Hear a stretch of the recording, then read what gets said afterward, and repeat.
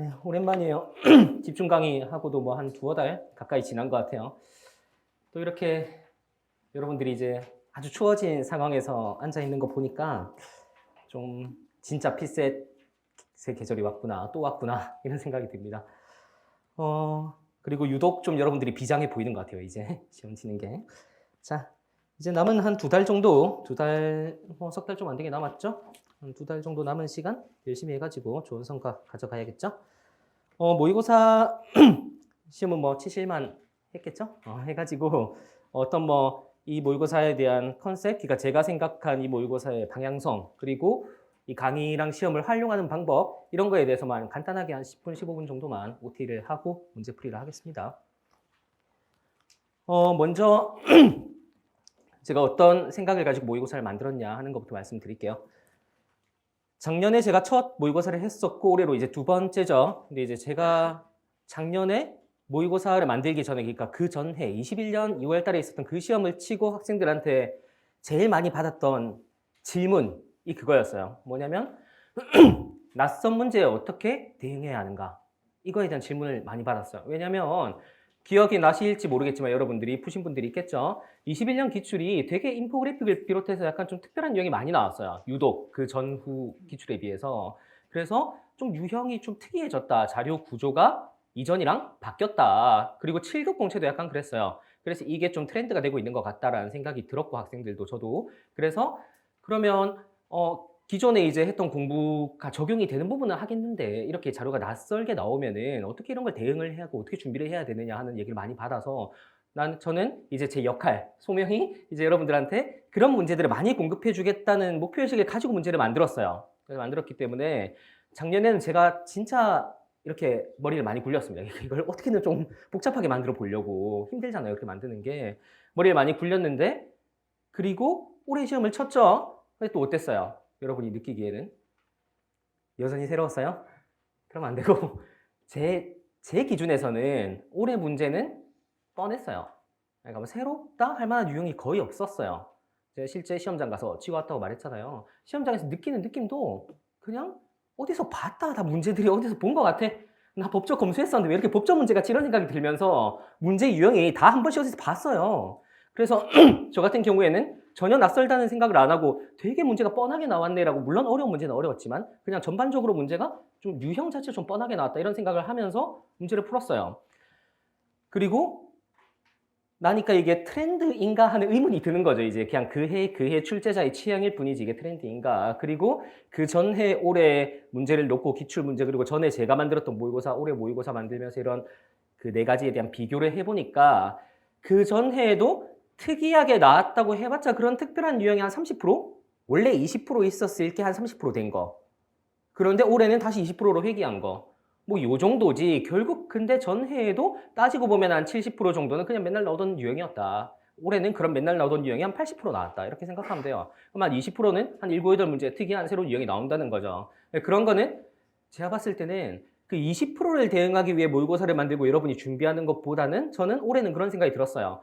항상 나오는 7, 80%의 뻔한 유형에 대해서 여러분들이 이제 거기에서 좀 약할 수 있는 포인트를 공략해서 그런 것들을 여러분이 반복해서 트레이닝 할 수 있도록 문제를 만드는 게 좋을 것 같다는 생각이 들었어요. 새로운 문제가 뭐 좀 많이 나오든 적게 나오든 어쨌든 7, 80%는 뻔한 스타일이에요.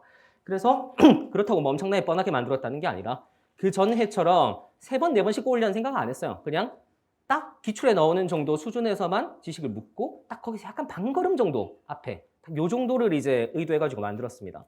그리고 뭐 작년 강의를 들으신 분들은 그때도 말했지만 저는 그래요. 이 모의고사의 특징이라는 게 조금 어렵긴 해야 된다고 생각해요. 그러니까 이 강사 모의고사가 쉽게 만들려면 저도 쉽게 만들 수 있고 쉽게 만드는 게 편해요. 저도 편하고 푸는 여러분들도 행복하겠지. 쉬운 걸 풀고 나면은. 그렇죠? 그리고 저한테 도움이 될 거야. 뭐 여러분들이 문제가 쉬우면 풀고 나서 여러분이 좋다고 느낀단 말이에요, 문제를. 내가 시원하게 푸는 문제가 좋은 문제지, 이런 생각을 한단 말이에요. 그래서 문제가 깔끔하다 이러면서 이제 나중에 통계표가 어떻게 나올지는 생각도 안 하고 깔끔하게 내가 쉽게 풀렸으니까 좋은 문제, 이렇게 돼버릴 수 있기 때문에 저도 그냥 그렇게 해버리는 게, 여기 또 종합반에 이렇게 초시생들 이런 분들이 많기 때문에 그렇게 해버리는 게 그냥 저한테도 그냥 전략상 좋긴 해요. 근데 그냥 제가 가르치는 입장에서 생각했을 때 강사 모의고사는 자고로 시험보다는 좀 어려워야 돼요.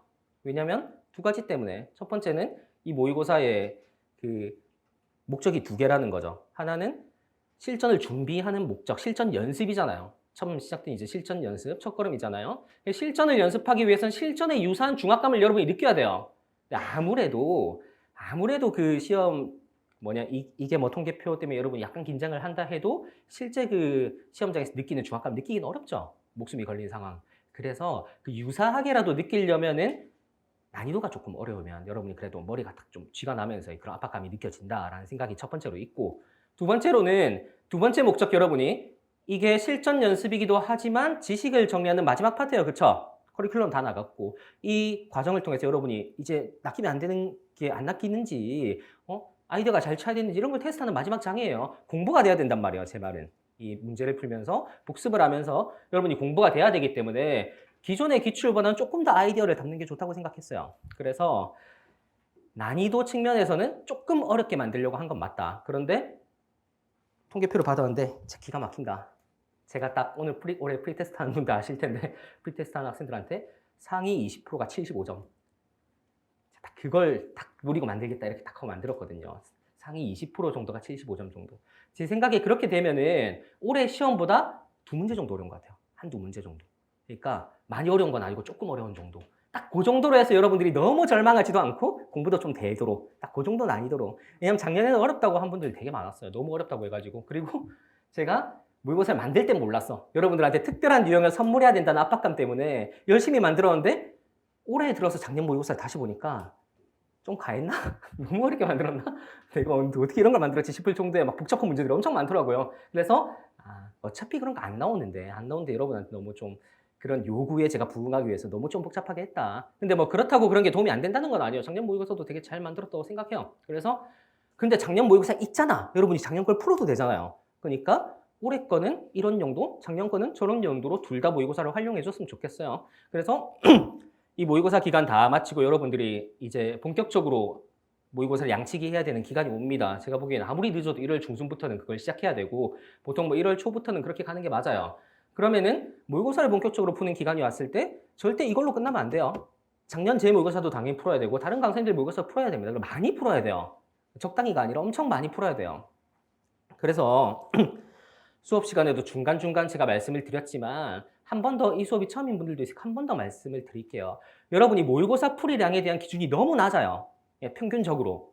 그러니까 저는 좀 놀랐어요. 왜냐면 이게 저는 공부를 학교 고시반에서 했고 엄청 오래 했거든요. 그래서 어디까지가 제가 아는 지식이고 어디까지가 특별한 지식인지 몰라. 그러니까 잘 그렇게 감이 안 와요. 이게 좀 섞여 있어요. 공부를 하도 오래 해가지고. 근데 일반적으로 공유되어 있는 느낌? 그러니까 피셋 기간에 공부를 이만큼은 해야 된다는 게 보통 공유되어 있는 게 한 달 반 이상은 하루에 3개 이상의 모의고사를 푸는 게 평균이라고 저는 생각해요. 그래서 생각했고 그 평균을 기준으로 제가 말했던 게 그것보다 훨씬 더 해야 된다고 했던 건데 여러분이 막상 이게 시험을 치고 저한테 상담을 오니까 그 평균조차도 안 하는 분들이 너무 많아요. 특히 제가 이 기출도 풀었고 강의도 들었고 뭐도 계산 연습도 했는데도 점수가 안 올랐습니다 하고 찾아오면 100이면 100개 모의고사를 많이 안 풀었어요. 모의고사를. 그래서 다른 과목은 조금 덜한데 자료 해석은 모의고사가 알잖아요. 여러분도. 자료 해석은 비교적 다른 과목에 비해서 모의고사의 정합성이 되게 높아요. 그리고 어려우면 어려운 대로 또 의미가 있어요. 다른 과목 같은 거는 너무 어렵거나 아니면 논리 자체가 더럽거나 이러면은 기출이랑 전혀 정합성이 없을 수도 있는데 이거는 어려워봤자 계산이 어려운 거잖아. 그럼 암산 교재라 생각하고 풀면 되는 거죠. 그쵸? 그렇게 풀면 되기 때문에 제가 보기에 자료 해석 모의고사는 많이 풀어서 손해볼 게 없어요. 그러니까 그리고 기출로 기준이 잘 잡혀 있다면 모의고사에서 넣는 특별한 함정에 여러분들이 낚일 그것도 없어요. 거기에 에너지를 뺏길 이유도 없어요. 기출에서 기준을 잘 잡고 있다면.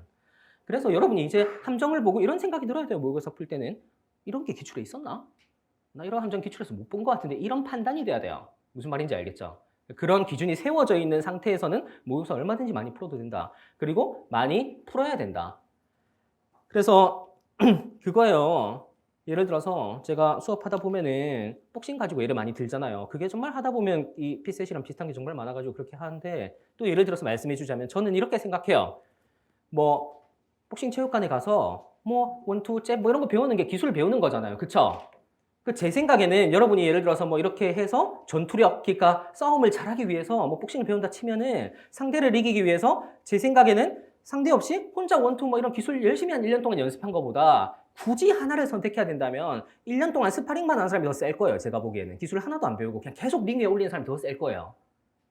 베스트는 기술을 배워서 그 기술을 링 위에서 적용하기 위해 올라가서 연습하는 게 베스트죠. 근데 굳이 하나를 선택하자면 저는 오히려 이론하는 것보다 실전을 많이 나가는 게 더 도움이 될 것 같아요. 그냥 한번 해본 느낌으로는 그럴 것 같아요. 피셋도 똑같다고 생각해요. 여러분이 맨날 백날 어떤 스킬 같은 거를 뭐 풀이 방법을 머리로 아무리 배워봤자 못 써먹어요. 실전 연습이 충분히 안 돼서 못 써먹어요. 못 써먹는 지식은 안 배운 거랑 똑같아요. 오히려 못해요. 머리가 혼란스럽게 하기 때문에.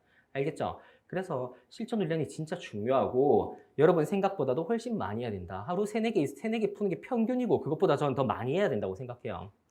그래서 모의고사 기간이 시작됐으니까 딱 5분만 들여서 제가 모의고사에 대해서 생각하는 제 생각 다시 한번 말씀드릴게요. 혹시 못 들은 분들이 있을 수 있으니까. 이게 제가 1월 지금부터만 한 1월 중순 맞나? 까지 거의 이 진도별 모의고사 과목별로 진행이 되죠.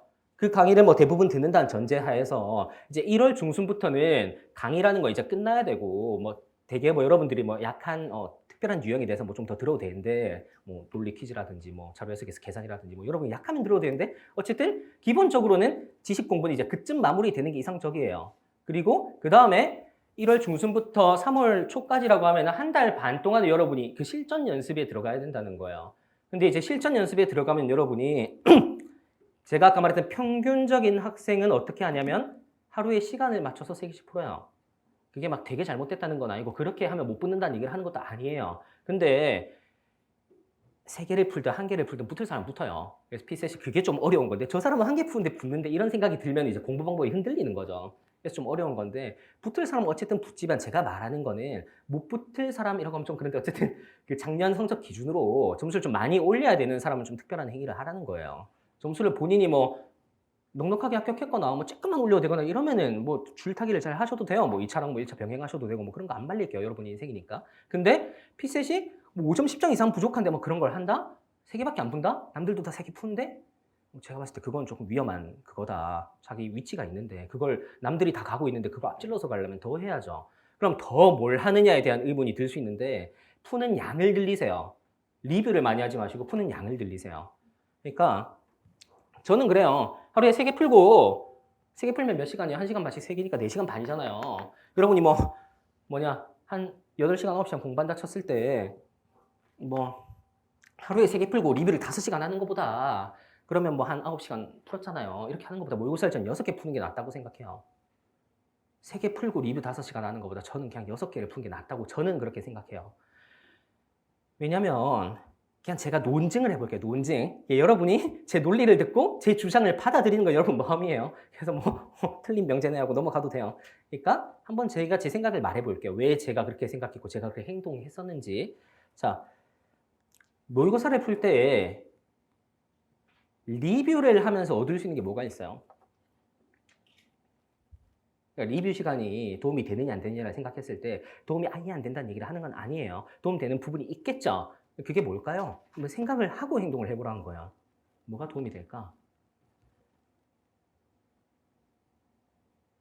2가지예요. 뭐냐면 자, 모의고사를 푸는 과정 말고 리뷰하는 과정 말하는 거예요. 리뷰하는 과정에서는 첫 번째는 지식을 얻을 수 있죠. 예를 들어서 문제 푸는 스킬이나 이런 특이한 유형을 이렇게 풀어나간다고 뭐 이런 생각 드는 문제들이 있어요. 그렇죠? 특별한 지식, 특별한 스킬 이런 것들 하여튼 뭔가 쌓을 수 있는 거 뭔가 얻는다는 측면에서 뭔가를 얻을 수도 있죠. 리뷰를 하면서. 2번째는 실수 방지, 함정 뭐 이런 것들.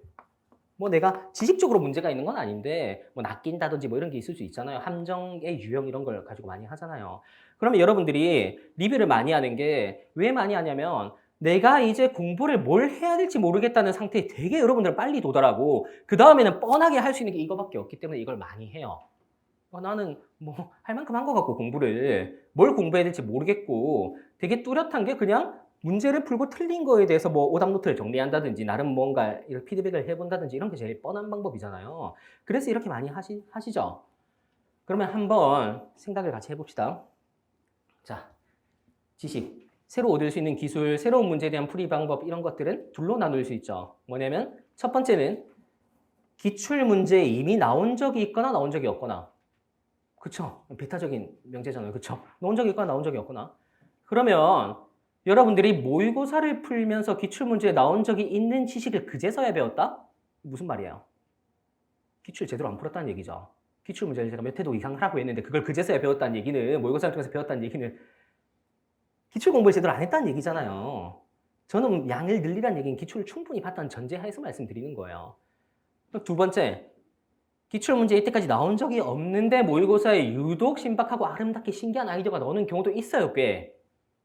놀랄 때도 있어요. 기출문제보다 훨씬 신박한 아이디어를 막 이렇게 해서. 그런 걸 보면은 어때요? 아, 이런 거를 익혀야겠구나. 근데 여러분이 시험을 2번, 3번 이상 쳐본 분들은 아실 거예요. 와, 내가 모의고사 리뷰를 해서 이런 신박한 아이디어를 얻어놓길 잘했어. 역시 이게 기출에 나왔군. 이라고 생각한 적이 한 번이라도 있어요?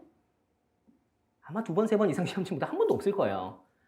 내가 기출문제를 풀고 나왔을 때 후회하는 점은 배운 대로 풀어나가지 못하는 걸 항상 후회하는 거지. 평소에 내가 실전에서 하던 걸, 평소에 내가 연습해서 하던 걸 발휘하지 못한 걸 보통 후회하지. 새로운 지식을 못 배운 것 때문에 후회한다거나 그 배운 것 때문에 기뻐한다거나 이런 일은 없다고요. 무슨 말이냐면 그 지식이라는 게 시험에 나올 확률이 너무 낮아요. 새로운 지식이, 새로운 스킬이. 그게 적용될 만한 문제가 새로 시험에 나온다? 그 확률이 너무 낮은 일이에요. 그쵸? 그럼 필요 없는 거죠. 당시에는 신박한 걸 배웠다고 생각할 수 있지만 기출이 안 나온다니까, 그게. 이해되죠? 그러면은 실수나 함정 같은 거 봅시다. 함정도 기출문제 그 모의고사에 신박한 함정들이 많아요. 신기하게 막 함정 파고 그래요. 막 99년, 2000년, 2001년 같은 갑자기 2005년으로 가더니 이렇게 막 중간에 연도가 비어있고 막 이런 함정들 한 번씩 낚이면은 여러분들이 이런 걸 리뷰를 하겠죠. 이러지 말아야지 하고. 이 함정도 2개로 쪼갤 수가 있어요. 뭐냐면 기출문제 나왔던 함정이랑 안 나왔던 함정 이렇게 쪼갤 수 있죠.